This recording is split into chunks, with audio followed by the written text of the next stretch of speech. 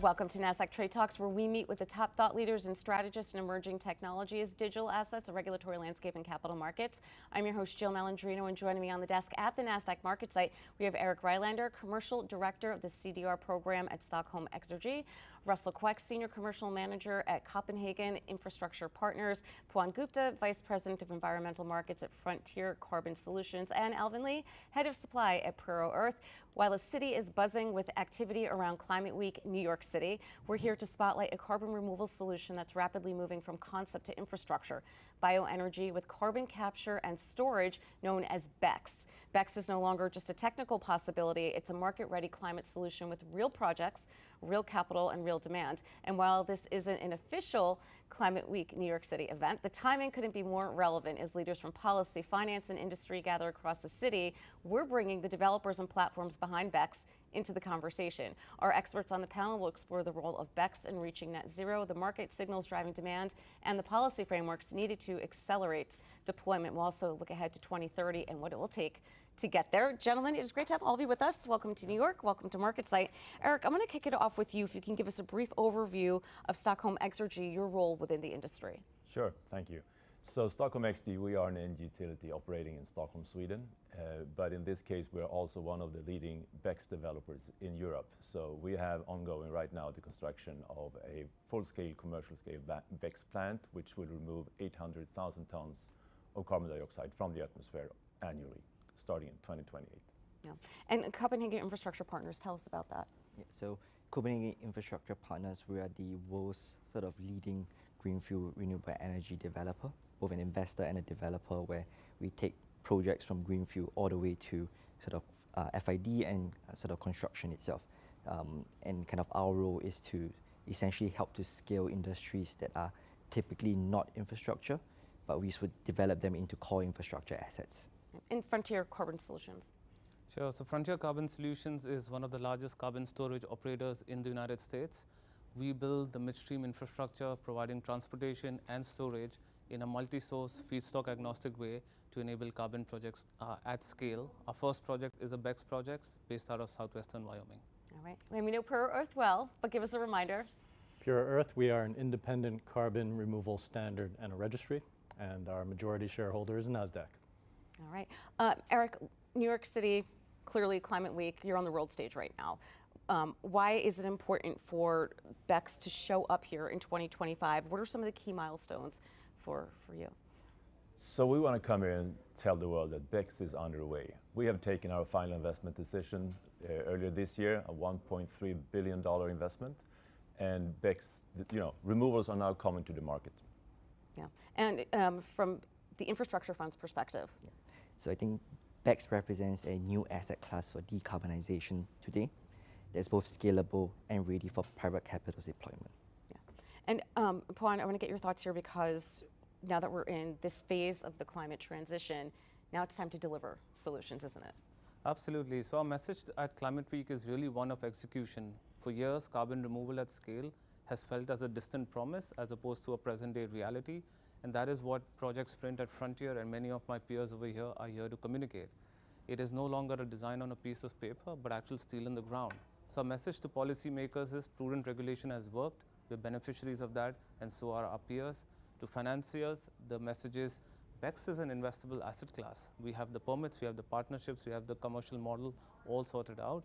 It's de-risked and bankable. And finally, our message to the buyers is ultimately high quality, at scale carbon removal underpinned by the gold standard of carbon storage is very much here, and we're ready to partner. Yeah, and Alvin, from the market platform perspective.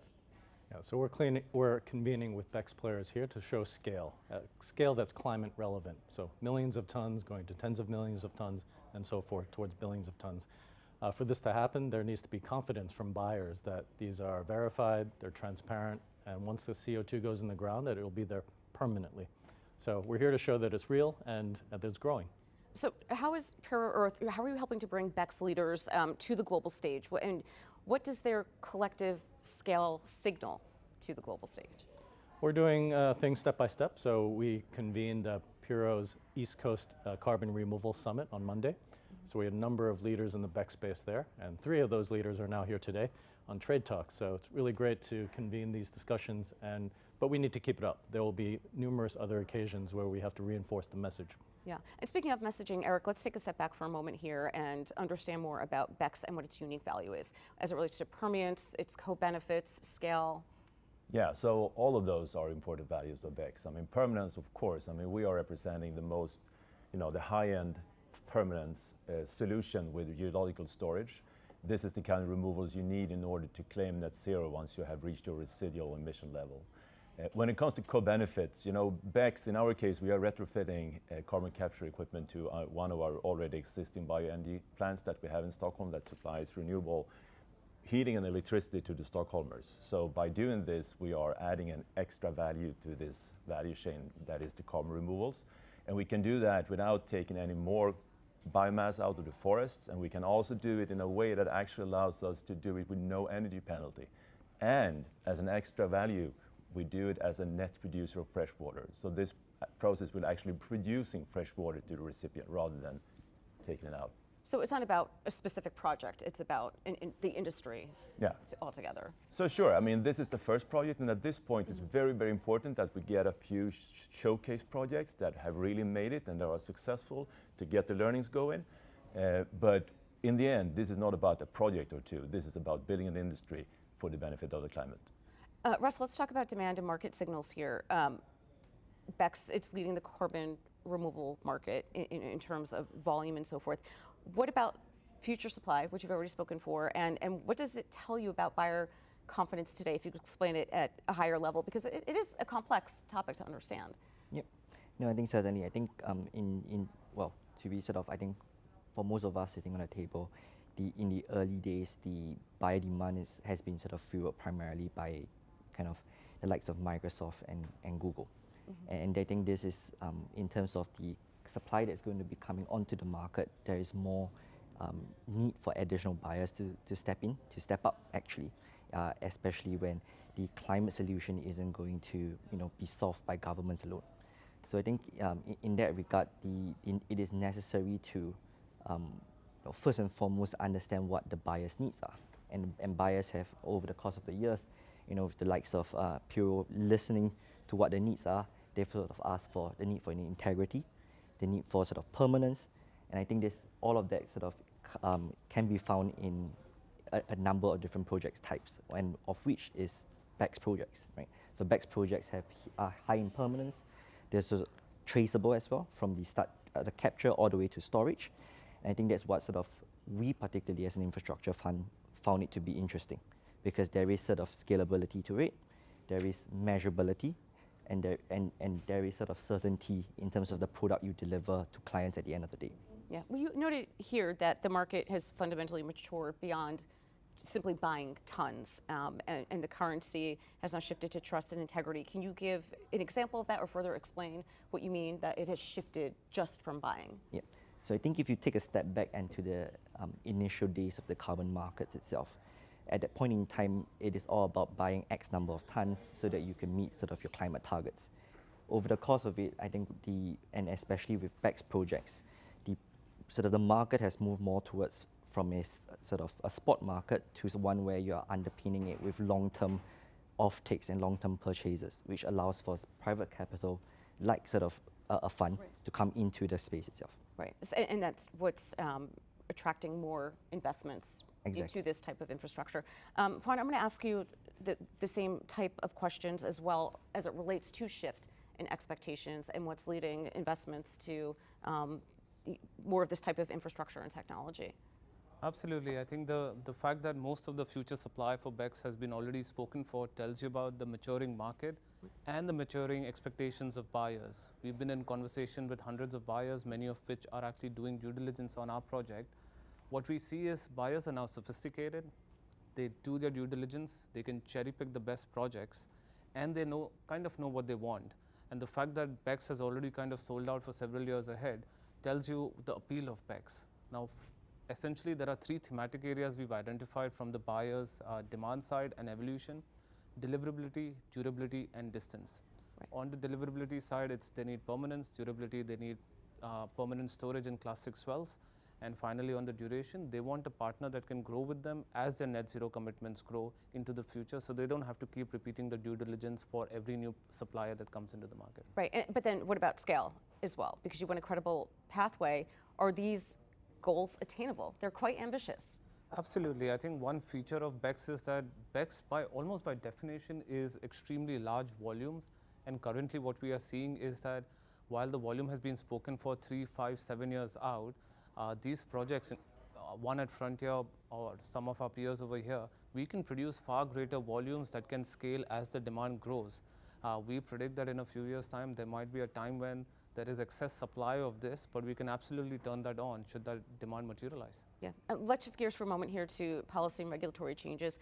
Erik, what would you need to see to help accelerate BECCS within your region? So I come out of a European context, of course, and I think the most pressing issue right now is the setting of the European targets for 2040. And in those targets, to acknowledge that removals is an important part of reaching climate targets, and we shall have removals included in the EU ETS, for example. That would be a very important thing. But first and foremost, the first thing actually is to just have the recognition of removals in the target framework. That is very important because that is not necessarily going to be the case. Yeah, Russell, that's the same question of you as well. What you need to see from a regulatory and policy perspective. So I think as an infrastructure fund with a global mandate, the need for sort of certainty provided by regulation, that's very important. I think a large portion comes from the willingness to pay by governments. Most of our projects today are reliant on the need sort of governments providing subsidies in order to do so. But there will come a point in time where the funds will dry out, and that's where commercialization needs to take hold in order for that to occur. Yeah. And what about from the US view? Our view is consistent in that there are a few things that have been done well. One is, like Russell mentioned, it's the stability.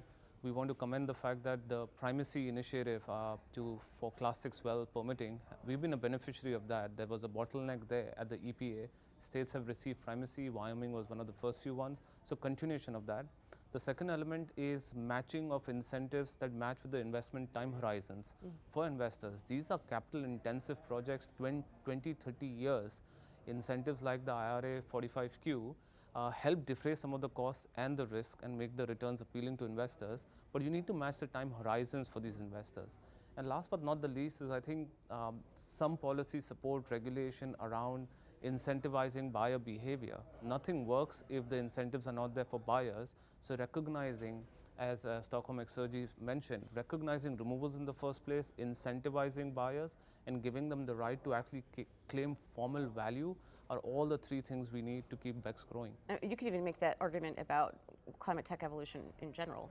Policy mandates versus actual demand and critical need, I think, is the broader conversation. Absolutely. Alvin, from the global perspective, as you're a market platform looking at multiple regions.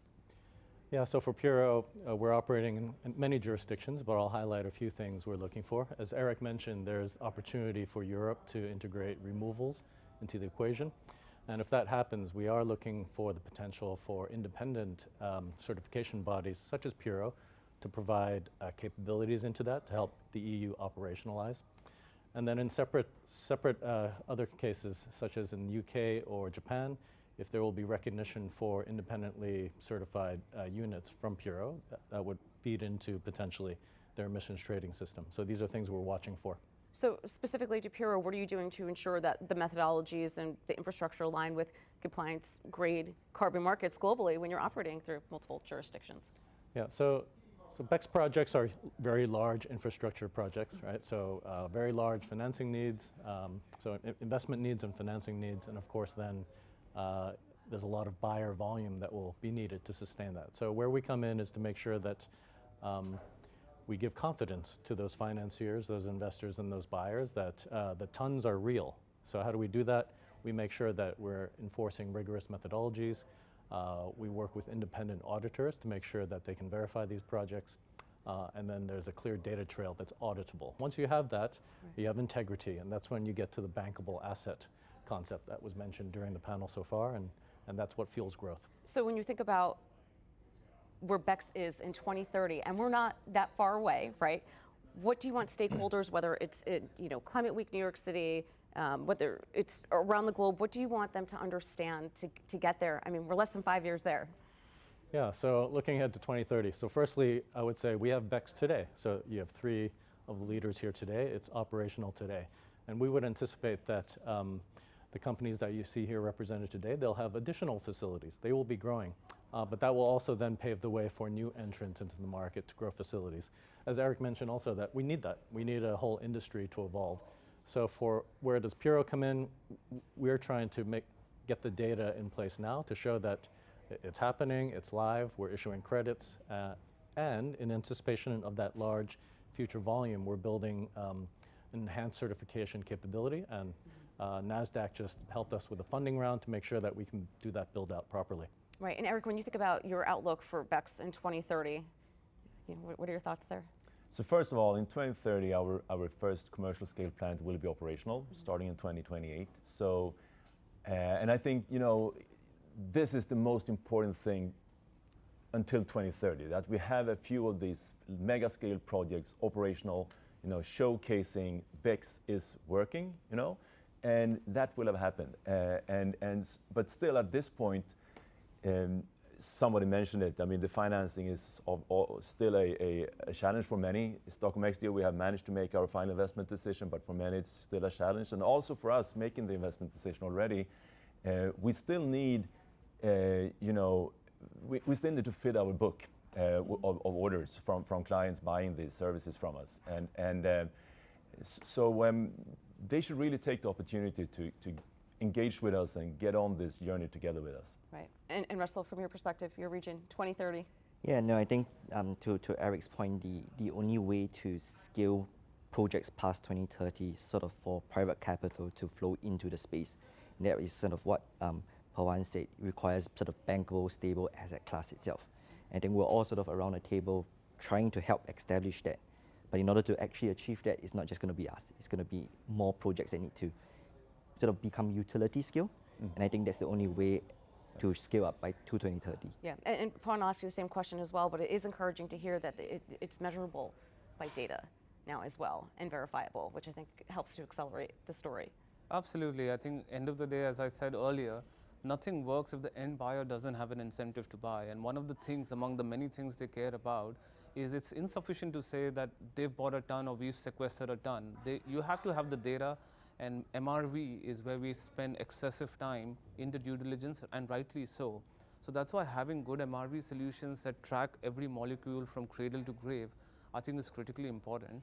But there are solutions out there. As our projects come to fruition well before 2030, close to 2030, there will be muscle memory that will be built through the industry as to how to do it, what are the lessons, and people can take that back.